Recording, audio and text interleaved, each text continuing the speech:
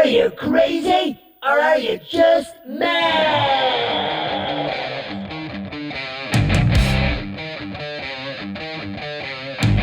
Hello. Welcome to the Mad Musicians Against Depression podcast, where we discuss the latest news, research and hot topics surrounding mental health. I'm Thomas Maher, and I'm joined in studio by my beautiful co-host, award-winning singer, songwriter and presenter, Indiraa.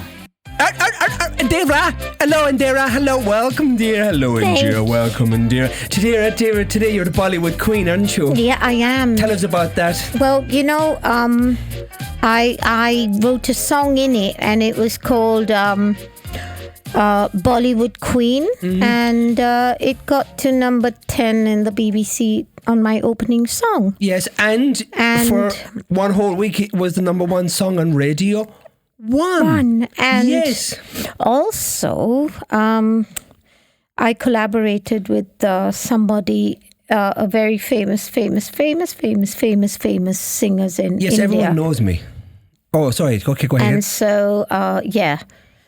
But that was good. And but this, okay, first of all, what I meant to say is today is your 43rd anniversary. That is right. That's why you're the Bollywood queen today. Oh, and is that why you meant it? That's okay. what I said. So okay. Congratulations. Thank you. Congratulations. And celebrations. Good. All right, we got past that now. Okay. So that was why I mentioned it. Oh, okay. But of course, the Bollywood Queen song, you did two versions, right? Yeah. So there's a story behind that, isn't there? By the way, we're going to play this song at the end of the show. We're going to play out in it because it's a fantastic track. It's one of my favourites. So you did an original Bollywood Queen track which charted here and went, was it number 10, 11? 10 or 11, yeah. Yeah, in the Asian, BBC Asian charts, commercial charts. So, and that you collaborated with Shankar, Ehsan and Loy, who were number one at that time so in India. SEL. That was the abbreviation for the band, the artist, SEL. So obviously they're still big in India. They're huge still very big at the time. They were number one in Bollywood, and I don't know, they were definitely still in the top few. And when I walked in to record with them, I was met by Shankar, who's really a fabulous musician. Did you say you met by a wanker? Shankar. Oh, sorry. And then I said, I think I know Ehsan. And he said, all the girls know Ehsan. He drove one, didn't he? No, and I could if I would. Go on. And Ehsan, I walked into the recording studio, and it was a friend of mine sitting there from years before when I was a hairdresser, and I used to cut his hair. Mm-hmm. And his dream was to take rock music into Hindi. Right. And he used to just do jingles at that time for commercials, and he actually did take pop into Bollywood, which was quite good. So when I walked in, he said, I knew it was you. How many Pratima Batras do I know anyway? Which is my second name, of course. And he said, when did you hang up your scissors for a microphone? I said, the same time you hung up being an average musician to being a professional. And this was Loy, was it?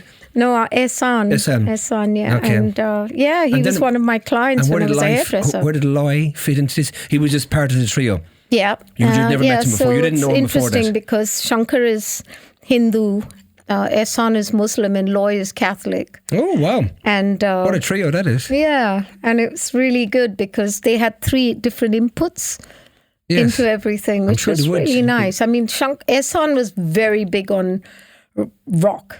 Right. Yeah, and heavy metal and rock and all that. Beautiful guitarist. So, it was fantastic. Yeah, fantastic working with them. And had some good times. That was one of your biggest tracks at the time, wasn't it? You kind of broke out into a mainstream artist with that track. Yeah, to be fair, because I remember we done a whole huge promotion. Yeah, we did. I think 41 radio stations, 6,000 miles in 9 days. Miles, cover 7,000 miles in 9 days. 9 days, yeah, that was amazing. Driving all over Great Britain. Staying in the from one end of England to the other, and back again to the beginning back again to the end. It was depending on when the radio stations were willing to give us our slots. Yeah, that was some amount of driving on that, because I was doing the driving and I remembered, wow, that was exhausting. We still have in the studio. Here it is, the chartboard is here. A chartboard signed by every radio station. Yeah.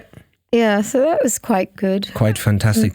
Only one disaster was I was singing at some outdoor Indian festival, and I didn't know I was just supposed to be miming, and they were actually playing the song, and I was supposed to be singing over it. Of course, the music had cut off; I couldn't hear it. Right. And I was miming, and there was nothing happening. Ooh! That's normally what happens if you're miming and the music is gone. It was funny because I learned a lesson. So following that, when I sang at Trafalgar Square for the mayor, I told them 100 times before I went on the stage, "You sure everything will go well?" He said, "Yes, and you will be singing, don't worry." Yeah, that was brilliant. What was it? You sang for that day in front of 15,000 people on Trafalgar. That was really, really great. So anyway, so we did that track, but then the idea came about to do a club version of it, a more mainstream clubby version of it. Which is what you like. Which is what I like, because I was commissioned to do that. Yes, you were. That particular track. So I got the information from Pedro. Was it Pedro? Pedro at the time, yeah, because Pedro was involved in it. He said, "Tom, so we want this track done in a more club, upbeat track version of it, to commercialise it. So we want to get it out there on mainstream radio, not just BBC Asian radio. We want to try and get this on all the." I said, "Fine." I said, "I know just a guy who might be able to do something with this." And of course, it was Thomas Andre. Yeah, so that's right. So I sent him the original track, and he really liked the track. And I remember within a week or 10 days, he came back with some ideas and that he was putting some Indian. What was the flute? The flute. What was it called? The Indian flute. It's on the beginning of the track. You've got a flute on. There's a particular Indian flute instrument. But anyway, when you hear the track, you'll know exactly what I'm talking about. So he came back with that, and that was really the hook. It became a real hook in the track, and then it just developed from there. And within 2 weeks, we had this track sent back to us, which was absolutely explosive track. And I remember we were all jumping with excitement about this thing, because we really thought this is a huge track. And we added some elements. We recorded some extra elements here in the studio. Remember, it was "I'm hot." Remember, we kept you repeating "I'm hot, I'm hot." And then a few other bits and pieces, we just ad-libbed them and put them into the track, and he obviously mixed it all up and produced it himself there. And I created this fade-in to the track, remember? Yeah, of course. Which was a fade-in, which was not normally done at the time. Normally you have fade-outs in the track. Yeah, exactly. And so obviously Pedro took the track, who was your kind of promoter, plugger at the time, and he brought it down to BBC and Radio 1, and they fell in love with it. The DJ there fell in love with the track, and he was playing it so much, remember? And then it went on. It went from like a normal playlist to track, which was playing during the week, onto primetime Radio 1, which was the prime time, which was during the day, midday or something. We got the main thing, and he brought us in to interview you, and came out to him and he said, "Hey, I wanted to meet you," he said, "because I've never heard a track ever open up with a fade in. Tracks normally fade out." But he said, "You know why?" He said, "It works." He said, "It works. I absolutely love it. So well done on that." Okay, it was just happened by. It was more by chance and design. By chance, yeah. By design, but it absolutely works. So anyway, so that version of the track we're going to play out on the end of the show. It's called Bollywood Queen, and it's a remix by you. So that's it. So Annie, before we move on to what our hot topics are today, and of course welcome everybody to Mad Pod Podcast. We're again talking about Indiraa, because we're always talking about Indiraa. She takes over. Shut up! It's all about me. It's all about me. She takes over all the airways. You know. That's because I was practicing my scales. Do re mi mi mi mi. And you were cleaning them before you came in, weren't you? Is that it? Do re mi mi mi mi. Yeah, it's all about you. Yeah, it's all about. And the scales. You on the topic of scales. I mean, how often and how long do you spend cleaning your scales each day? I never stand on my scales because it lies to me every time. No, I'm not talking about those scales. I'm talking about the ones on your feet. Oh no! What about the scales all over your body, scabby kebabby? Okay, so anyway, we have our hot topics today. And before we move on, quickly, I want to ask you, do you do anything special for your anniversary today?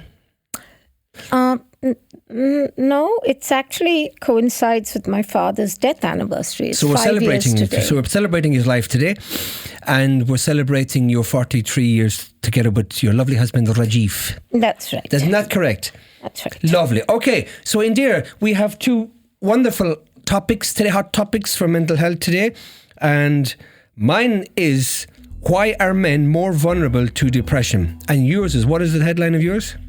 How to use your body to make yourself happier without using sex toys. No, I added the last bit myself, sorry. She says, well, she's got a dildo on the... Yeah, that's right, instead of a microphone. You're taking the mic. Literally, you're... Okay. I was wondering why the sound was vibrating so much. Exactly. There's not even a battery in that, no? God almighty, you're gone rampant, you are. And we got an off-topic UFO one like we always do. What have I got here? What have I got? Okay. Danish police investigate mysterious UAP sightings. Yeah, Not well, UFO, they say, because it is UFO. But Okay. at least it's not in Greenland, because if it was, it would be Donald Trump and bloody, what's his name? Now, Elon Musk, Do you isn't think there's a it? contradiction in terms there? Mysterious UAP. I mean, every UAP Yeah, that's site right. is mysterious. It's a I don't even- you don't even- double affirmative. You don't think of affirmative. mysterious. You just think, well, UAP, so it's got to be mysterious. All We right. think of UFOs anyway. Yeah. Yeah. All right. Indira, Yeah. before you take it away, I want to wish everybody again, welcome to Mad Podcast Season 2, Episode 34. And without further ado, take it away, Indira. Okay. All right. So, how to use your body to make yourself happier. And I told you, no toys. What's that vibrating over there? No, I don't know. Janice Kaplan's article emphasizes the profound connection between the body and mind, suggesting that physical actions can significantly influence happiness. Small changes like sitting up straight, smiling, sending positive signals to the brain, and it makes you have a happier mindset. Now, there is research that supports this, by the way. Warm physical sensations promote warmth in perception. Varying sensory experiences can enhance emotional well-being.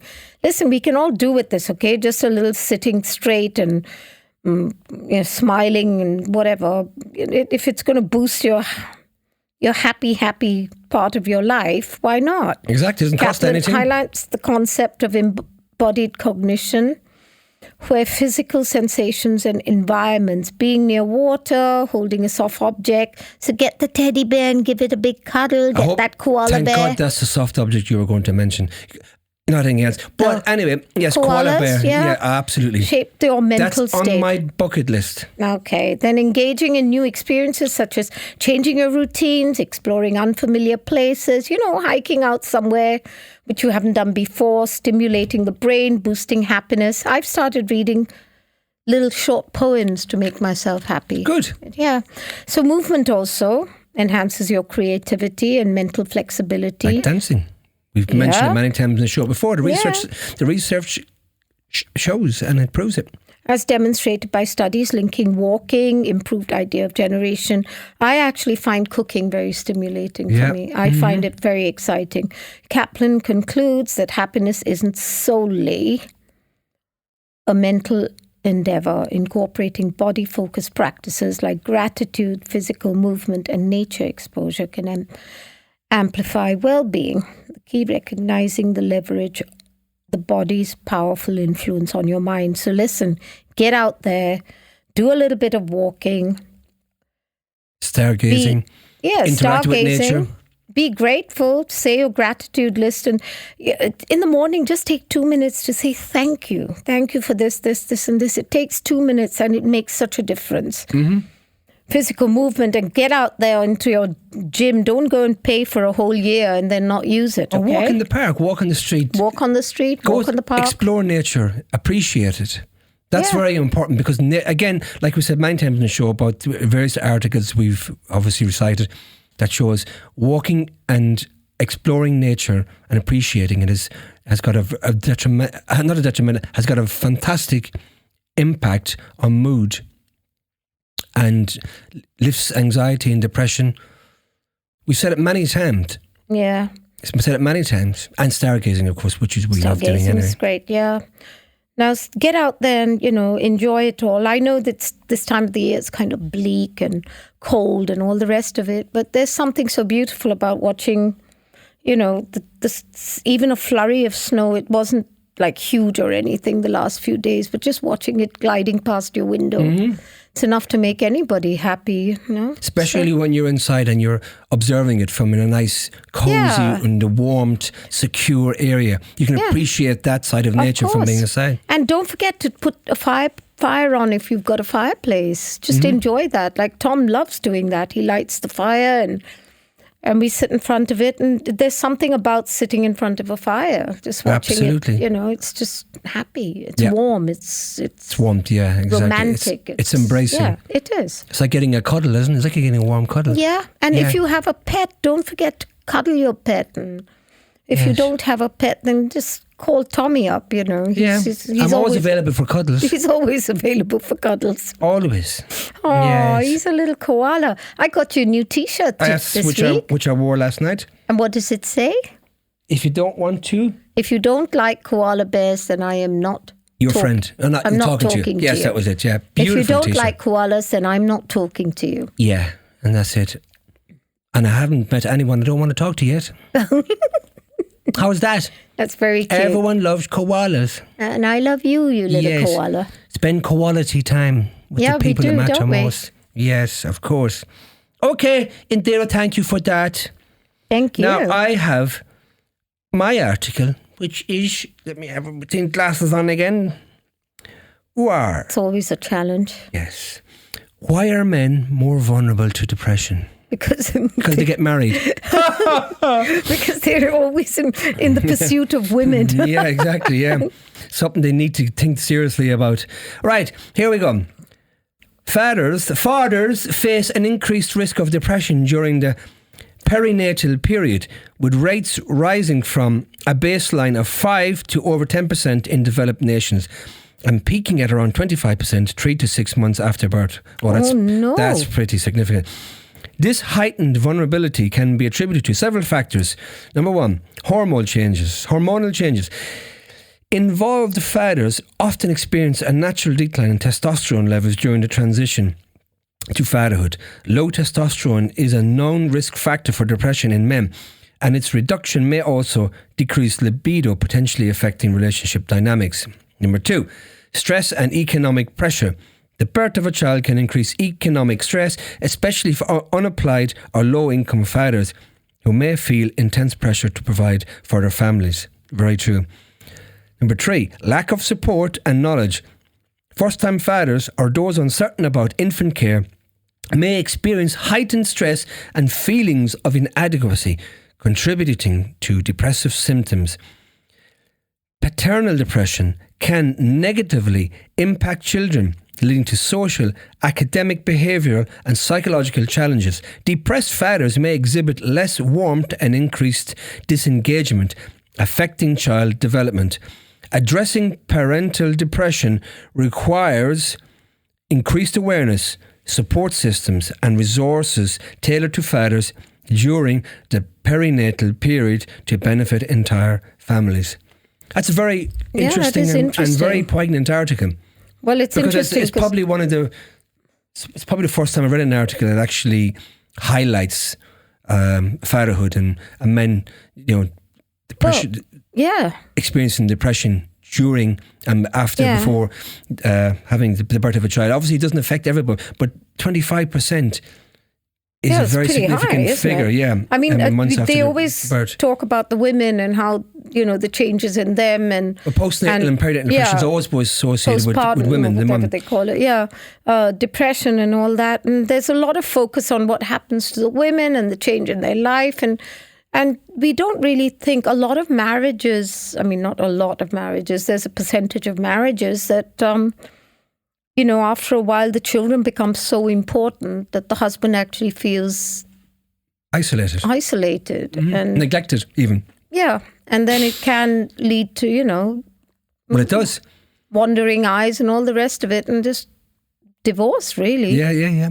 For sure. I mean, look at a lot of divorce papers will probably cite similar aspects of dissatisfaction in a relationship that you just mentioned there. The focus is on the kids. Yeah. And there's also of course, the expenses. I mean, you know, mother saying, well, I want my kids in private school, and the father says, well, we can't afford it. Or the mother says, well, I want this for the children. The father says, well, I can't do that for them. I'm doing the best I can. Mother can't work and do this and do that. And it just becomes really complicated. Yeah, we just social, political, economic pressures. There's so many different things. Yeah. You've got to be very strong to withstand these things. Going out, simple things like going out and, giving up certain things you're going out again with your friends, are you? You know, that kind of thing. Or we can't take a holiday this time. The baby's too young. Or, Yeah. you know? Yeah, for sure. For sure. You've got to be very, very grounded these days, and be very careful about how you navigate your life, because you know, if you don't appreciate the simple things, if you can't look forward to getting up and have a cup of tea or coffee in the morning, whatever it is you do in the morning, then you know you've got some things to address. It's the basic things in life. If you get them right and appreciate them, you're really, really on a good path to having a good mental health, well-being, and general wellness. Yeah, that's where it starts. Okay, Indiraa, you have an article you wanted to.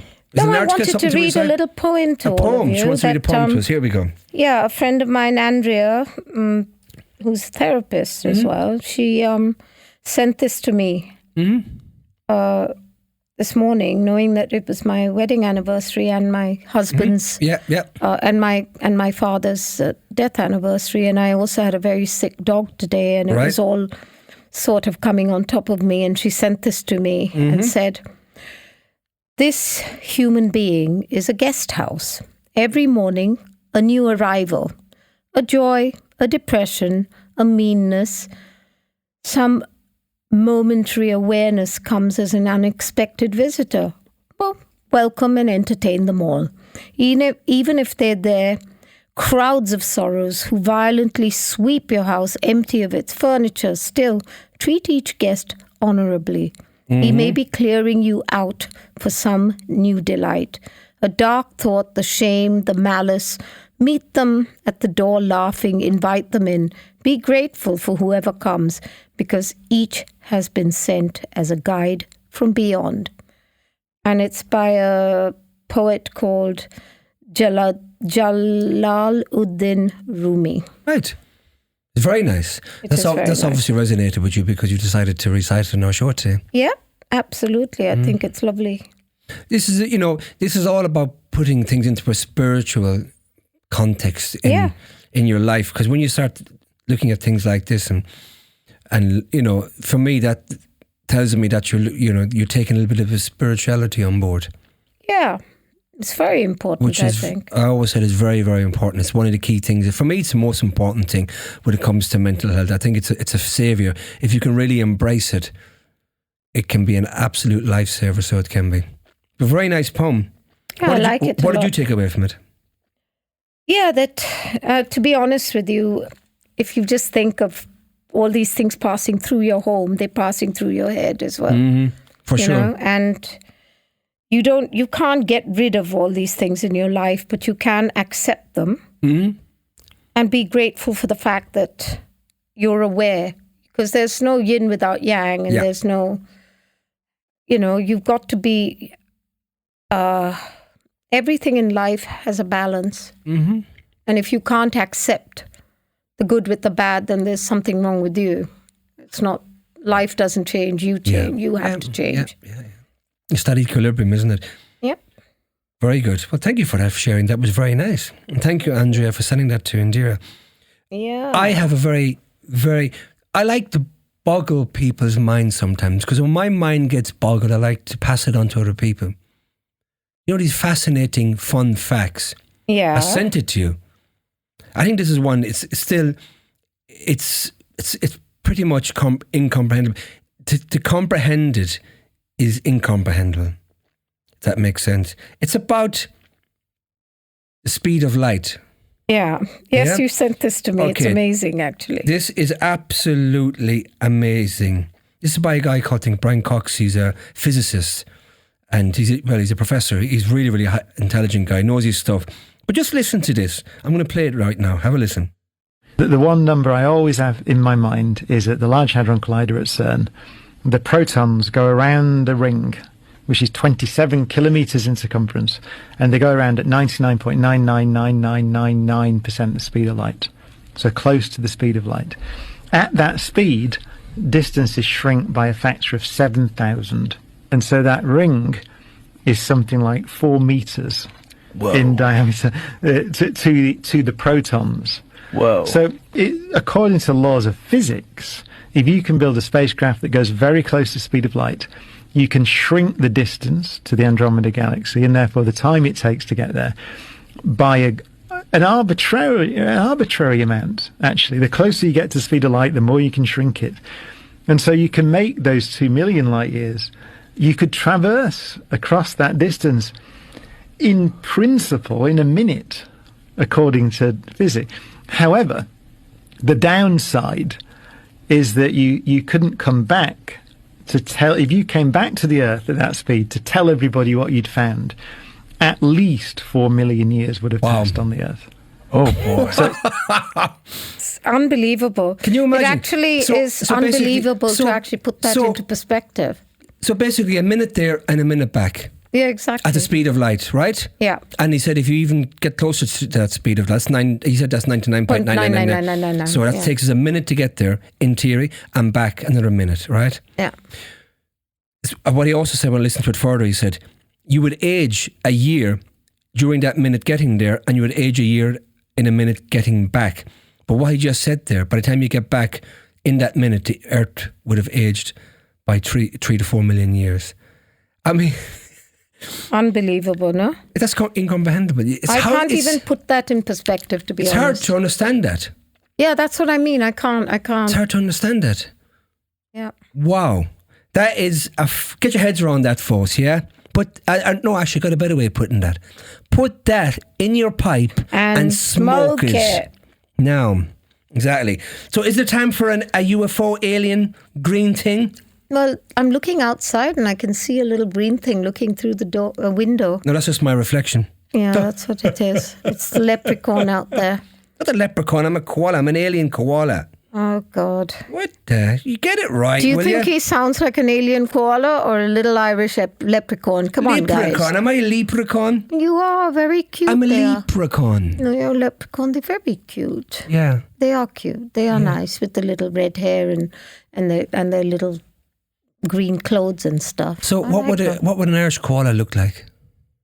It would be like my Cavalier King Charles Beyonce. Mm-hmm. Because it would be gingery and then all squished up and squished So instead of being up. grey, it would be red.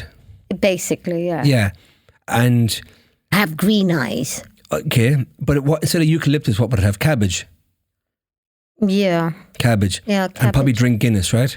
That's right, yeah. Yeah. So basically you're a koala. And be very charming. I don't know about that. Of course it would be. How else would it be an Irish koala? Okay. And intelligent. A scholar. Okay, guys, in case all of you have fallen asleep, let me wake you up because now it's time. Okay. All right. It'll be time for our dee. For all of you who don't understand about alien and our thing, I don't either, so don't worry about it.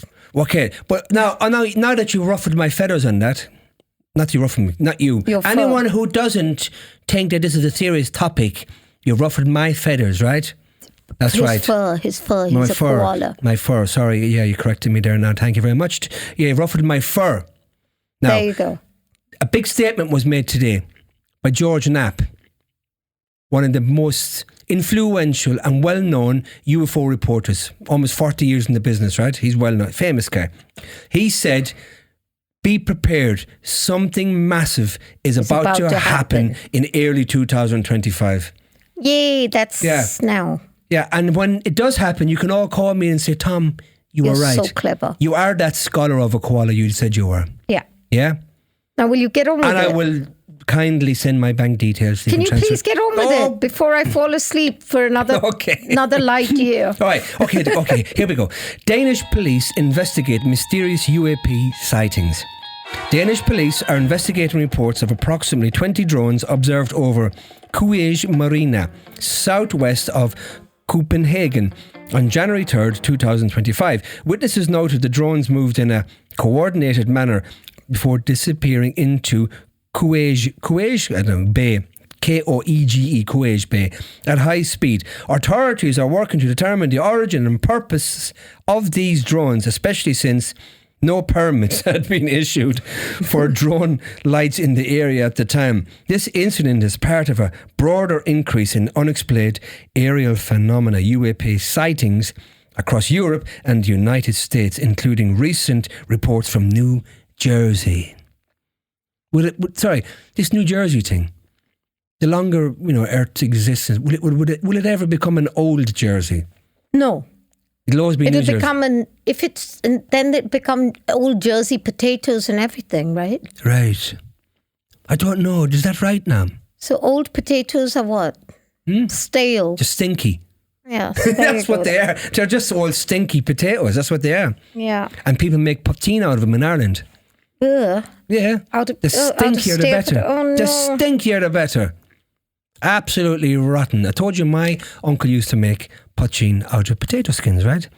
Yeah. And his other brother, Joseph, used to make mashed potatoes out of the potatoes. No, he was a mechanic. Okay. A very good mechanic. Okay. And he converted the tractor's engine to run on poutine. Yes. Wow. That's right. And every evening coming back from the bog, that tractor was seen stumbling and stuttering all the way back.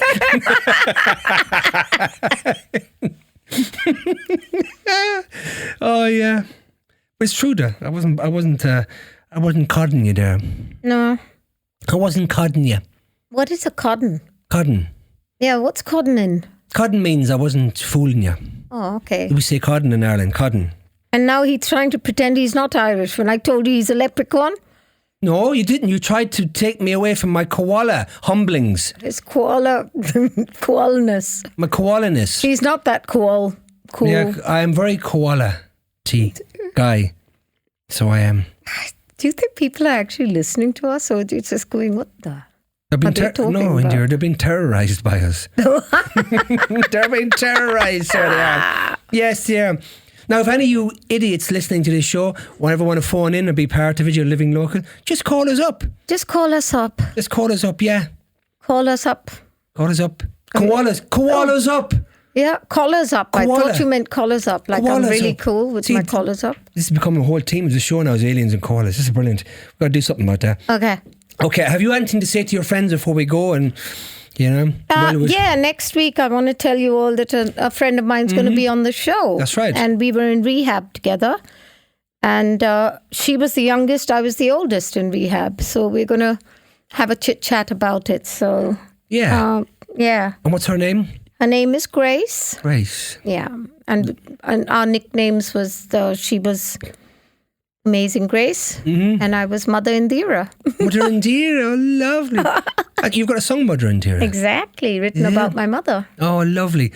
So maybe we'll play that one of the shows, Mother Indiraa. Yeah, sure. For her anniversary, when it comes up, we'll play that. Yeah, Amazing Grace and that. Amazing Grace. Two songs. So Grace before meals, Grace before nothing. Okay. Stop putting silly bloody thoughts in my mind, will you? I wasn't. You're playing with me now. I'm not Stop playing it. with you. Okay. Stop it now. Bye. Okay, so we're going to play out one of your songs. What's it called, Indiraa? Bollywood Queen. Here we go. Enjoy it, folks. And until the next time, from myself and the wonderful Indiraa. Bye.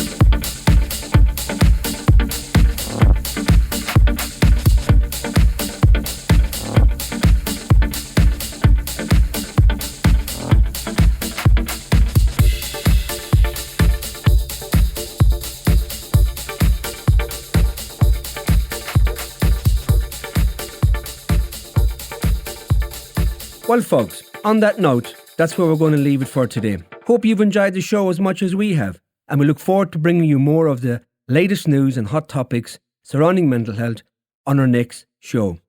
Remember, new episodes of the Mad Podcast drop every Sunday at 6 p.m. Episodes are available to listen to on Spotify, Apple Music, and of course, the Musicians Against Depression website, an online toolbox that contains a wealth of information, essential reading, and links relating to mental health. As always, if you or someone you know would like to join the conversation, either in studio or remotely, email us at musiciansagainstdepression@gmail.com or visit the MAD website at www.musiciansagainstdepression.uk for further info. All links, including social media, are provided in the show notes. And remember, no problem in life is insurmountable, and help is just a conversation away. Until the next time, from myself and the wonderful Indiraa, Take care.